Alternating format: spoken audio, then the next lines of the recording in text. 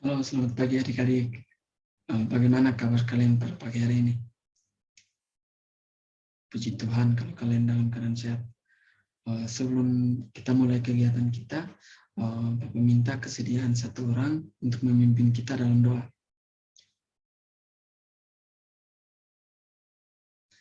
Terima kasih untuk adik yang sudah memimpin kita dalam doa. Jadi hari ini kita akan melakukan bimbingan kelompok dengan tema meningkatkan minat belajar siswa. Nah, tujuan dari dilakukannya bimbingan kelompok ini agar adik-adik bisa mengetahui pengertian minat dan juga belajar. Yang kedua, faktor-faktor yang mempengaruhi minat belajar. Yang ketiga, upaya untuk meningkatkan minat belajar. Baik, Bapak akan menjelaskan langkah-langkah kegiatan, langkah-langkah tugas dan tanggung jawab.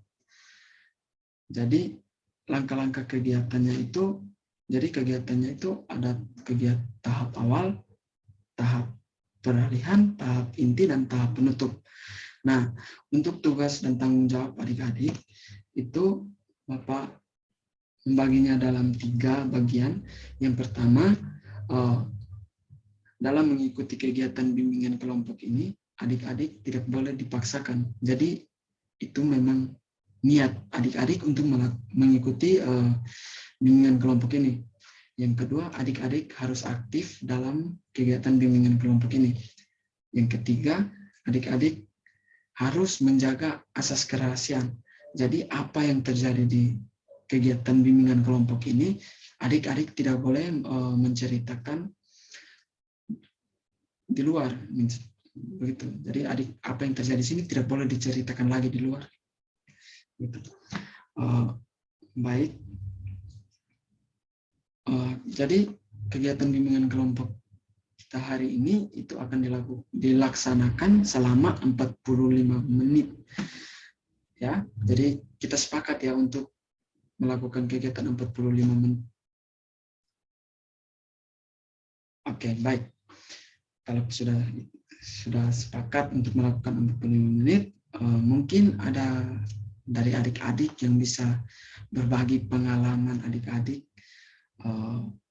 dalam belajar gitu, dalam proses belajar begitu. Mungkin ada pengalaman misalnya adik-adik kesusahan dalam belajar atau bagaimana, bisa diceritakan.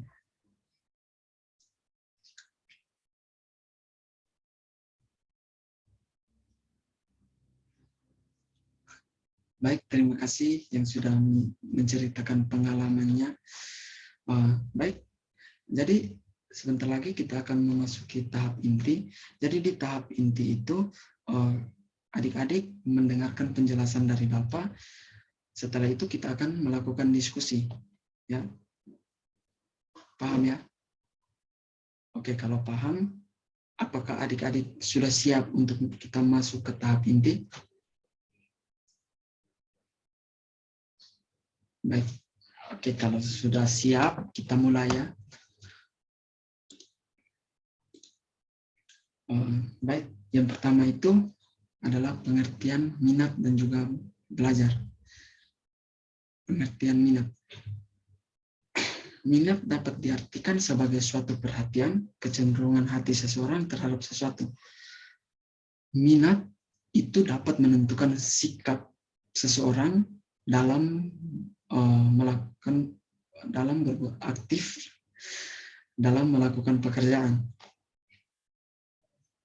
Menurut Soganda Purbakawatja dan Harahap tahun 1982, buku halaman 214, itu mendefinisikan minat sebagai kesediaan jiwa yang bersifat aktif untuk menerima sesuatu dari luar. Minat mempunyai pengaruh yang sangat besar dalam kegiatan pembelajaran karena minat itu dapat meningkatkan semangat belajar dan juga dapat mempengaruhi prestasi belajar. Yang kedua, belajar. Belajar adalah suatu proses yang ditandai dengan adanya perubahan pada diri perubahan pada diri. Perubahan hasil proses belajar dapat ditunjukkan dalam berbagai bentuk, misalnya penambahan pengetahuan, pemahaman, sikap dan tingkah laku, kecakapan, kebiasaan, serta perubahan aspek lain yang ada pada individu-individu yang belajar. Itu menurut Suzana tahun 2010. Belajar juga merupakan perilaku kognitif, afektif, dan psikomotor yang terjadi pada diri siswa. Perubahan tersebut bersifat positif dalam arti berorientasi ke arah yang lebih maju daripada keadaan sebelumnya. Jadi dengan belajar, adik-adik yang sebelumnya tidak tahu menjadi tahu. Itu menurut Xia tahun 2008. Yang kedua, faktor-faktor yang mempengaruhi minat belajar siswa. Ada dua faktor yang mempengaruhi minat belajar, yaitu faktor dari dalam dan faktor dari luar. Faktor dari dalam itu misalnya perasaan, perhatian, kebutuhan, dan juga bakat. Sedangkan faktor dari luar, yaitu antara lain orang tua, guru, teman, sarana, dan prasarana. Yang ketiga,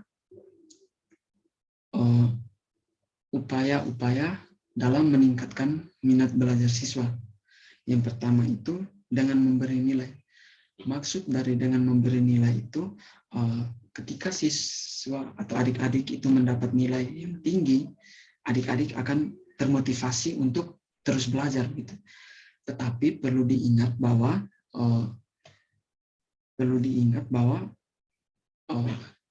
ketika adik-adik sudah mendapat nilai tinggi, itu jangan berhenti belajar, karena ada siswa yang ketika sudah mendapat nilai tinggi, itu dia merasa puas begitu, merasa puas bahwa saya sudah dapat nilai tinggi, jadi saya stop untuk belajar. Jangan, ya. Yang kedua itu berkompetisi atau bersaing.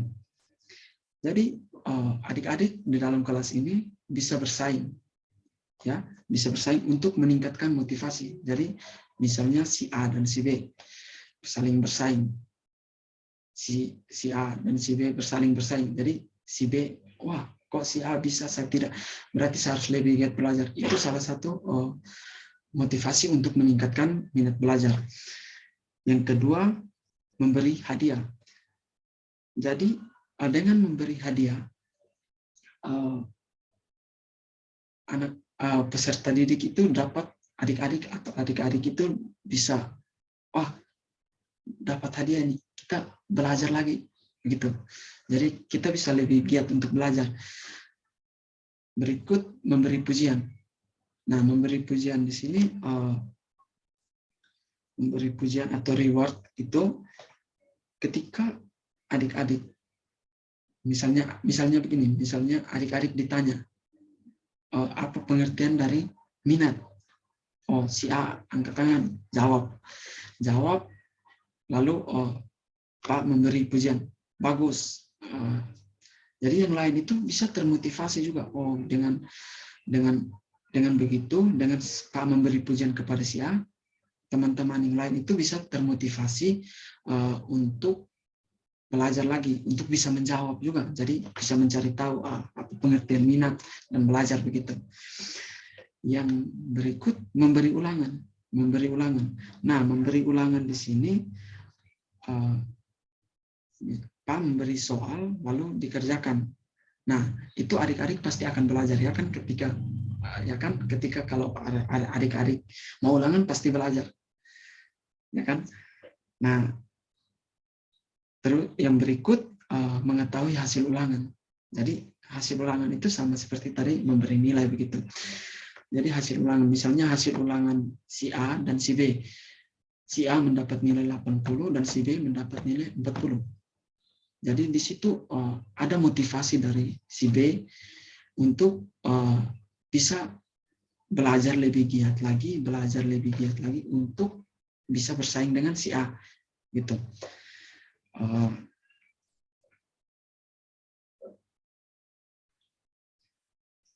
Baik, sekian materi yang Bapak bawakan.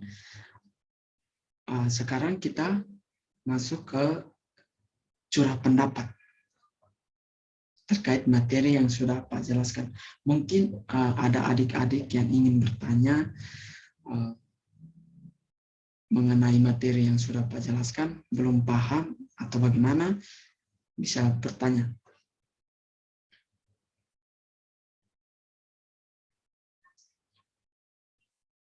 Oke, baik. Kalau tidak ada yang ingin bertanya, berarti kalian semua sudah paham ya apa yang tadi Pak sampaikan. Baik. Kalau sudah paham, Pak minta kesediaan satu orang untuk membuat kesimpulan dari materi yang sudah tadi Pak jelaskan kepada adik-adik.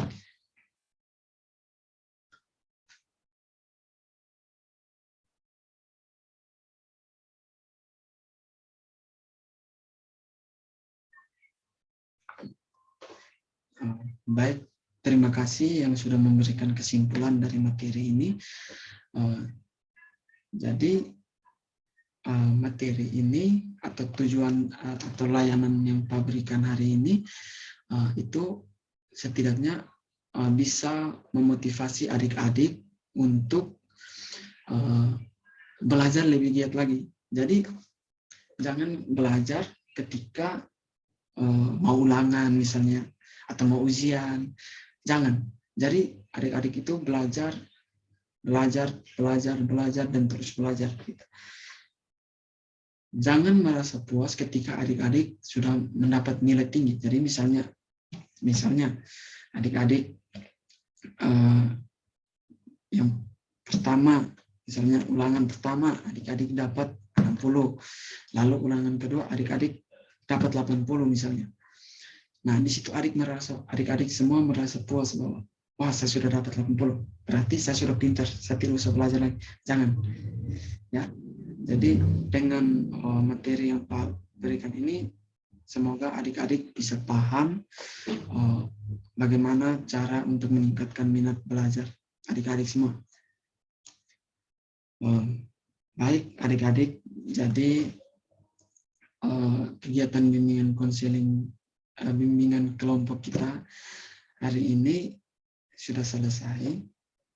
Sudah waktu ya, sudah 45 menit. Jadi kita akhiri kegiatan bimbingan kelompok kita. Namun masih belum akhiri ya, Pak mau menyampaikan bahwa kita akan melakukan bimbingan kelompok lagi pada waktu yang sama minggu depan ya. Minggu depan pada waktu yang sama. Ya. Jadi kita sepakat untuk melakukan bimbingan kelompok minggu depan ya, di waktu yang sama. Oke, kalau begitu kita akhiri kegiatan kita hari ini dengan berdoa. Silakan salah satu dari adik-adik memimpin kita dalam doa.